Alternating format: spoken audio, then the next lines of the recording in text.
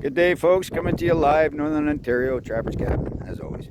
Anyway, I'm doing this video for a customer of mine, and I'd done a repair or an alteration to a pew of his, and it's been binding. The shell's been binding, so I'm here to test fire it twice. I've only got 2 shells. I'm going to test fire it twice to see whether it's the shell or the firearm. And by doing that, I'm going to fire 1 shell through the cleaned breech area of this shotgun because there was some rust and some debris in there. It's an older Iver Johnson, but I've honed it out a little bit with the tools I've had to clean it up, and it still feels like it might be binding a little bit. So I'm also considering it might be the ammo that's affecting it. Okay, because the ammo is expanding a great deal. I've noticed with the spent cartridge the gentleman had also provided me. So it's showing cartridge expansion. That's kind of, it shows, it might not indicating that it's cheap ammo, but I might wonder whether that ammo is suitable for this particular firearm. So I'm going to have my camera person show up here in a second, and she's going to hold the camera for me while I take these 2 shots. The first shot is going to be a dry cartridge. An unaltered cartridge that I'll slide in there, and I'll see if my cleaning has freed up the binding. So we'll see for a clean eject after the first shot, and if it doesn't, I'll have to pry it out. And if that's the case, then I'm going to try the ammo, but I'm going to lightly grease the ammo with a little bit of petroleum jelly around the brass casing of the cartridge, as well as a little bit on the expansion tip area of that cartridge to allow for the plastic that binds there. I find after it's spent is a little bit tight there as well. So we're going to see it, and that'll test to see if it's actually the ammunition itself that is maybe needs to be changed. So I'm going to hand this over to the person that's going to film me doing this, and she'll just keep this, and when I go to take the first shot, I'll try to eject it. Hopefully it'll eject with the cleaning. If it doesn't, we'll put in the oiled up cartridge, and if that ejects it, then we know it might be the ammunition. So here, I'll pass this over. I don't know how you're going to do that. Do you want me to switch this so you can look through it as well? And you're not going to let that happen. So there you go. So the first shell I'm going to put in is going to be a dry shell. We're just going to discharge this firearm into a safe direction. And as you can see, the shell freely slides in there, no problem. And this is a 16 gauge Iver Johnson, and she closes up, and she closes up tight. Everything's good there.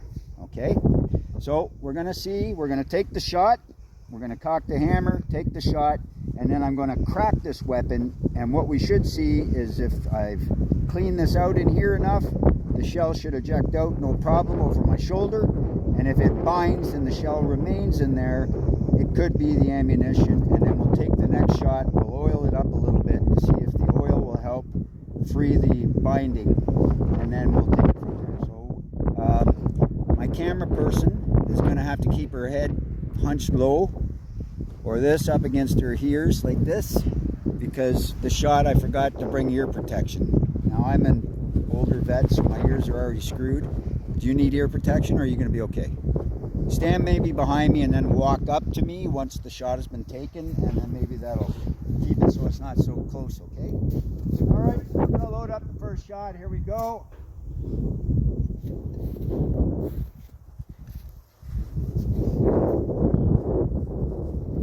Okay, you ready?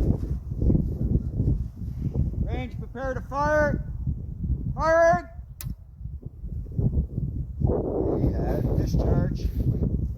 Discharged the mechanism, but it didn't fire the bullet. But it kicked it out. That's because there's no expansion on it. So at least it kicked out nice on a nice dry run, but it did hit the firing pin and it didn't fire the round. As you can see, we fired one earlier. There is a small indent there, but it didn't discharge the bullet. So I'll stick that back in. We'll give it another round, see if it'll work. Sometimes you can double tap them. Get you to stand back.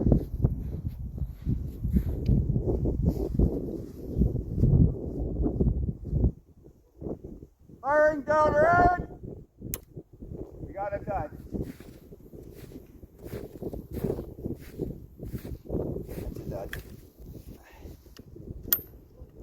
kicking it out nice. So we'll try the other round to see if that round works. We'll do that one dry.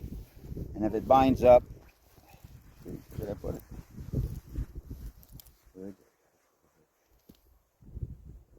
No, here's the second one. Okay, folks, we'll do this one now. Just to show it hasn't been tapped. That's the only second round I have. Okay.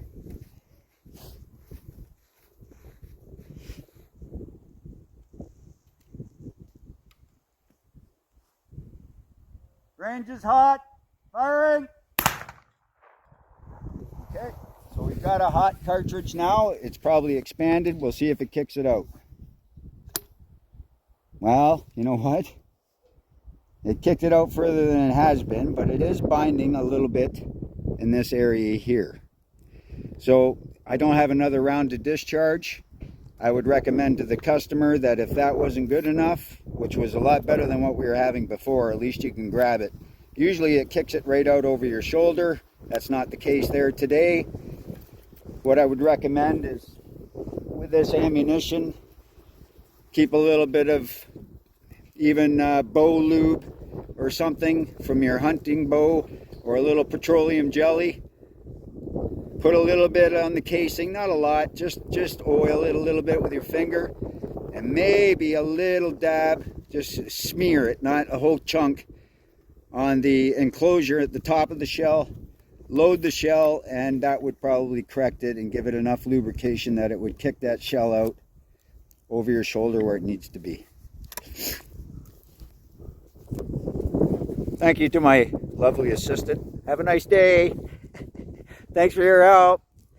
And we'll let her go. And I know she doesn't want to be on camera today, so I won't put her there. The type that doesn't really need that kind of exposure, I guess. But folks, there, we tried to do something, and I think we kind of got it narrowed down for the customer, and hopefully he'll be happier with that. You know what, just for shits and giggles, I'm gonna put you in my pocket, and I'm gonna try this double tapped round just one more time. And this time, you know what, I'll lube it up with a little bit of petroleum jelly that I have in my pocket. I'll take the shot, you'll hear it go off, and then I'll come back and we'll see if I can eject it and if that made a difference. Okay, folks, so hold on a second, put you in my pocket.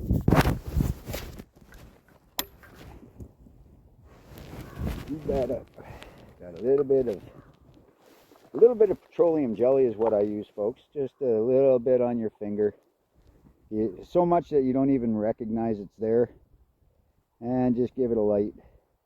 Now keep in mind too, folks, in colder temperatures, petroleum jelly can actually get a little solid. So even if you might want to use a little bit of your bow grease or your bow string, you know, the chapstick kind of stuff. But here, we're going to put this one in and we're going to let her go. See what happens. Hopefully we can get this shell discharge. But, you know what, every now and then you get a dud. Range is hot, firing. She worked, boys. We got her, okay. Come on, see if I can do this. Which way are we gonna go? Hello, okay, so I'll point it this way. I'm gonna see if I can do this one hand, John Wayne style. I'm gonna activate the discharge. I'm gonna see if this is gonna kick it out on my shoulder. Well, no, but it's still, as you can see, I think it's the ammo. I do. I think it's expanding too much in the chamber, but you know what? I think the cleaning give us enough that at least he'll be happy enough that he can grab it with his fingers and get to the next one as quick as he can. Thank you for joining me today, folks, and hopefully they don't take this video down if I post it on platforms. I'm not discharging aggressive, dangerous weapons, folks. I'm simply just trying to make a living, trying to fix and help people's save the equipment they got, because guess what, we can't afford new ones these days, so let's make the old ones we got work, shall we? Give me a call if you need some help. I'm here for you. Have a great day. Bye.